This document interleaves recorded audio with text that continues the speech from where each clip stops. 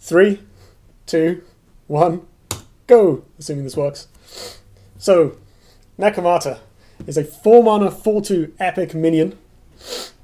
It has Dying Wish. Draw 2 minions with Dying Wish from your deck. This is so spicy. I am in love with this. I've already got a Lurking Fear deck, which I'm on a bound to put on after this, right? It's so good. Like, so it's fragile, right? We have this with Void Hunter. It's fragile, but unlike Void Hunter, if your opponent kills it for free, you still get 2 cards, not 1, 2, and they can be synergistic. Like, you can use this, your opponent kills it, and you get your 5-drop and your 6-drop. That's very powerful. Like, if you're playing a Lurking Fear deck, I'm thinking I'm going to cut the low drops from my deck, so cut the Jaxies and the Azurhorn, whatever, the Azurhorn Shaman. Put in, like, Cryptographer or Removal or whatever. And just play this and just use it to kind of tutor big stuff out of your deck. Like, play this, get 2 Vorpal Reavers. Winning. Play this, get 2 other Nekomatas. Just card advantage for days. It's so good. Yeah, it's going to be amazing. You can play it in a deck full of Dying Wish minions just to keep your engine going. You can play it in a control deck as a way to find finishes. Like, you can play a deck with 2 Vorpal Reavers and just 1 of these. Replace the Reavers. And then play the Nekomata and get them both, like the way people do with Cryogenesis and Draugolord. Consuming Rebirth, yeah, that's really good. Dispel Magnet, yeah. I mean, if you're playing a Dying Wish deck, your deck's already full of Dispel Magnets, so you can try and bait those. You can also just play it and Darkfire sacrifice it immediately. Gets Klaxons, yeah, that's good. Can recommend it's dope with like 2 Nekos and 3 Dioltas. Yeah, I can buy that. I kind of want to play it with 5 drops though, right? Like Neko into Reaper. Get 2 Reaper of the 9 Moons or a Reaper and another Nekomata. Although I guess your Bloodborne spell fills that hole. So just in case anyone can't see it very clearly, here's the card text by itself. I'll put back the sweet animation later. It's Dying Wish. Draw 2 minions with Dying Wish from your deck.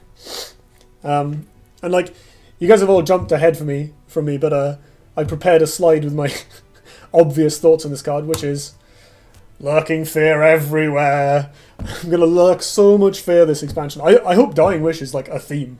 That would be amazing. I love Death Rattle cards in Hearthstone, Dying Wish, like Death Trigger cards in Magic, Dying Wish cards in Duelyst, all that sort of stuff.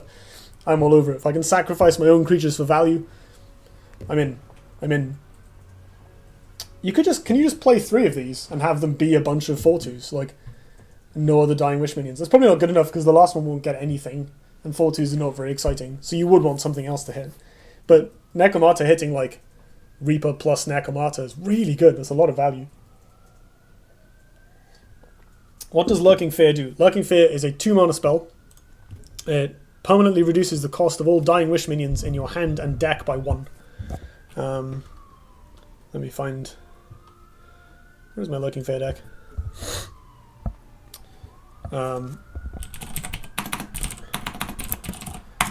I'll just show you the card in game for a moment.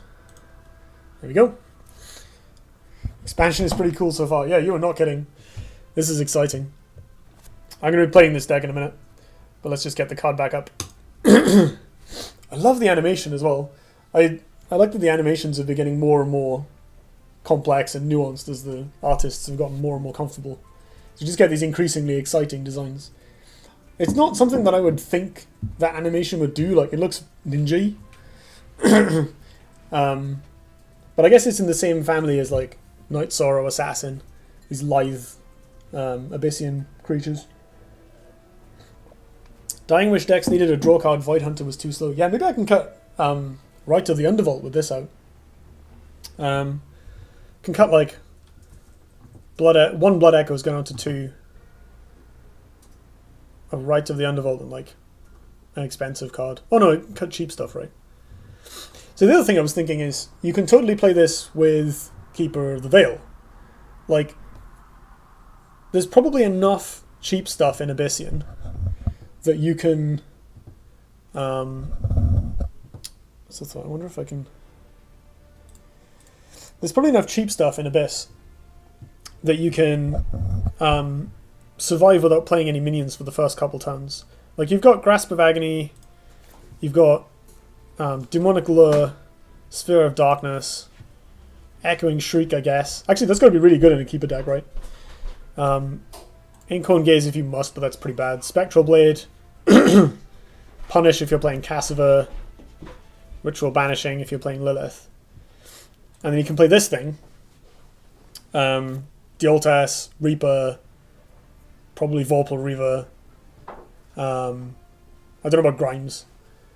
And then, and Kaleno. Revenant, Keeper. So much value. You can play Nether Summoning as well, obviously, because Nether Summoning is great. Why would you ever run Keeper in Abyssing when you have a better card? So, Nether Summoning is really awkward. The nice thing about Keeper is you can just slam it and always have your thing. I guess you could even play Lurking Fear in that deck if you wanted, but I don't think you would want to do that. I think you just want to focus it on playing mid-range, a Keeper version of this. But that said, Lurking Fear into turn 2 Dioltas into turn 3 Monotile Keeper is pretty good. Yeah, I think that's exciting. If you give me just a moment, I will fiddle with OBS and see if I can get this get the card image on my screen. I should have done this earlier. I set up these little slides to display the card. But what I should actually have done as well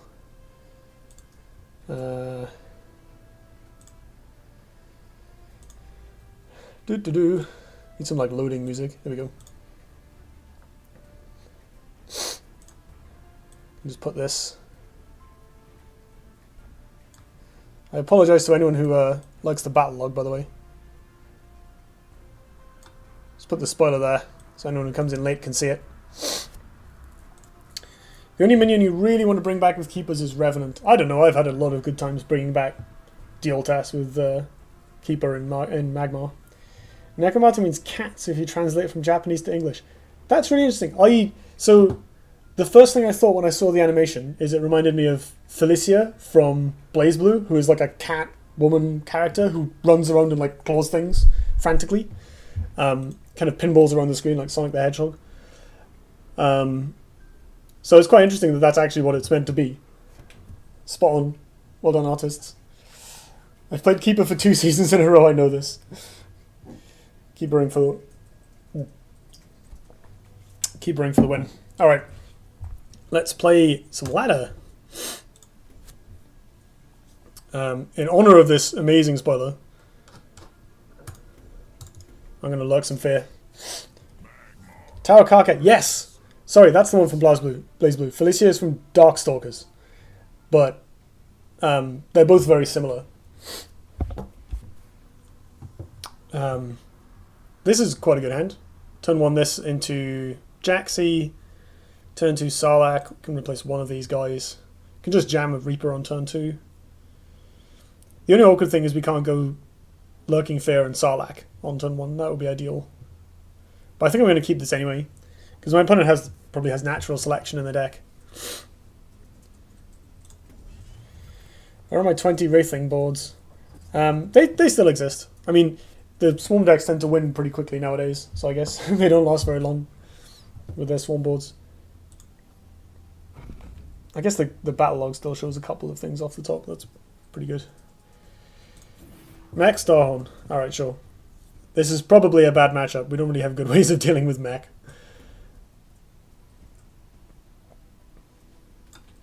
I'm just going to take this Monotile. Do I replace anything? We'll do this. And then next turn we can either go Sarlacc plus Dioltas or Reaper. Those are both highly acceptable turn 2s.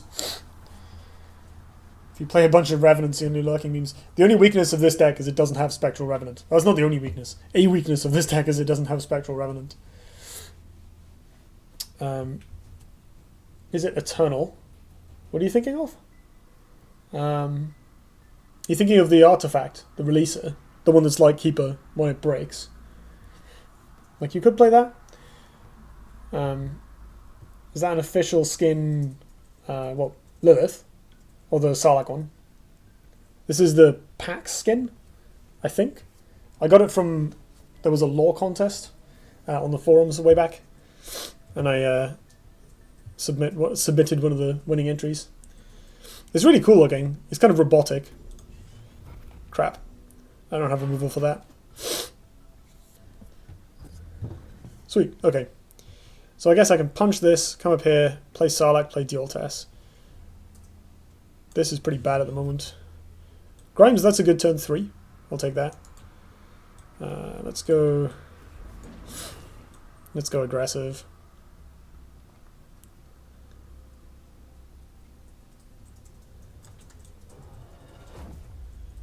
I'm going to block my opponent from taking the mana tile.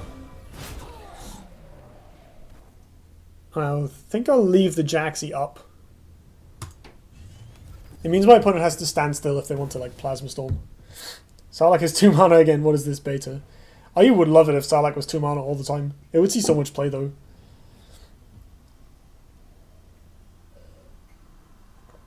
Yes, Vorpal Reaver. Vorpal Reaver's a Highlander all-star as far as I'm concerned. Sadly, it very rarely makes Wraithlings in the real world because people tend to turn them into foxes for very little mana, and that makes me sad. Alright, so 3 max. We're going to get wrecked pretty quickly. I can't remember if there's actually an answer to Mechazor in this deck. I mean, we can attack it a bunch. That works. But that might be a bit difficult with my opponent having a ranged unit. We can also just try and win the game first. Maybe we'll get something stupid off Grimes. Makuta, what are your thoughts on Fissure? I don't know, but imagine it here. Imagine if that's what reminded you of it. It's, so, I'm quite excited by Glacial Fissure, actually. I think it's going to be a pretty powerful card. So, it falls into one of those things where, suppose you're playing in a tournament or, you know, reasonably high on the ladder, you're in Diamond or S rank. So there's a meta, and you can expect people to have meta decks. You know, obviously sometimes people bring brews. But cards like this are basically, your knowledge of the meta will determine how much you should play around them and how much you should care about the potential existence of the card. So like, if you know Glacial Fissure is common, you know, if people play it a lot, then you'll want to avoid standing in the middle, like we're doing here. If you know that it isn't very common, then you can feel free to do as much as you want on the center tile. I'm just going to ignore this Wings of Mechazor. That is terrible. Pop this guy in the face. I think I still keep this Reaper. Speaking of bobbing people in the face. I can stay where it is. No, I'm gonna... No, I can hold on to this. I need to kill my opponent pretty quickly. We have like 1 or 2 turns. Grimes always wins games, yeah. The problem with Fissure is that it's so good you don't have to run it for your opponent to have to play around it. So that's what I was about to get to. Basically, depending on what you know about the meta, you can... Like, the odds of that risk paying off or not paying off go up or down, right? Like, it's a card that has a fluctuating... Like, playing around it has, like, a fluctuating payoff for the opponent.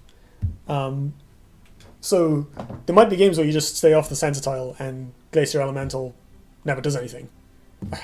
Glacial Fissure never does anything. Your opponent gets a small positional advantage, but they have to keep replacing this card every time they draw it. Fine. So then they cut it from the deck, you can start taking the center tile again, you get this kind of cat and mouse back and forth. And you can have those mind games within an individual game as well. You know, bait your opponent into replacing it for curve, bait your opponent into using it on curve, like stand in the middle and say, alright, you're going to deal me 8 damage on turn 2, miss most of your turn 2, just to hit me in the face. I've got healing in my deck, come at me. And yeah, it'll be interesting to see if people pick up Mesmerize. I'm definitely planning on trying the Mesmerize nonsense. That is very good for me. Getting rid of his ranged units on my behalf. Passing the turn. Sarlacc spawning nearby. Sweet. I'll take that. You're going to punch the Sarlacc. Go ahead and punch the Sarlacc.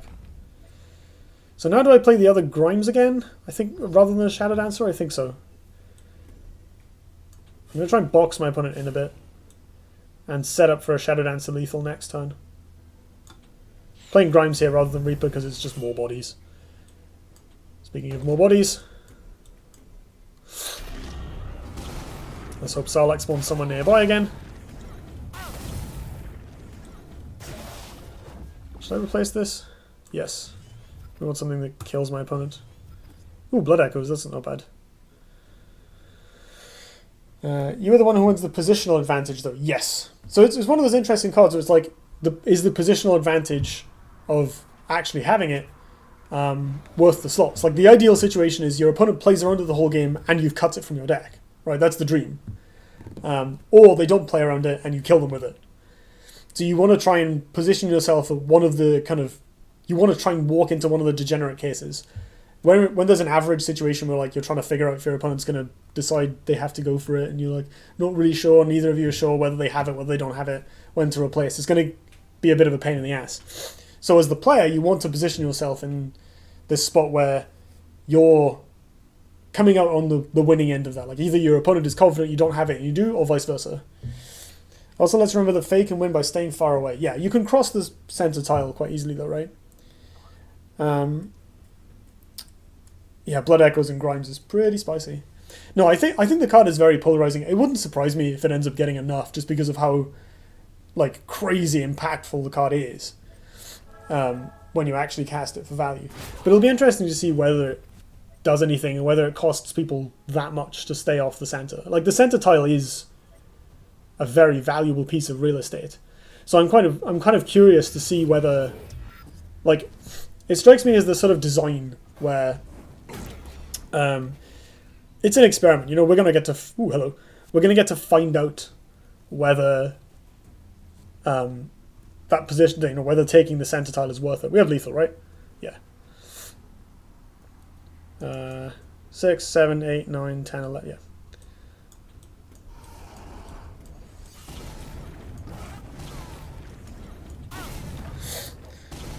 He dead. There is so much stuff in Vanilla that can abuse even not having the card. It's absurd. I agree. Like, I think this is going to be an interesting experiment and seeing where the card lines up. Like, the flip side is the main thing that you can compare it to is Avalanche. And Avalanche is not good. Like, Avalanche, despite the fact that, you know, yeah, you can punish people for playing around Infiltrate, the card is, like, really bad. And, you know, the only time people get value out of Avalanche is when your opponent forgets it exists after having not seen it in, you know, months. I think Glacial Fissure is a lot stronger than that, just because of how much damage it deals. But, you know, and it's much easier for yourself to avoid it. You know, you can just move off the center before you cast.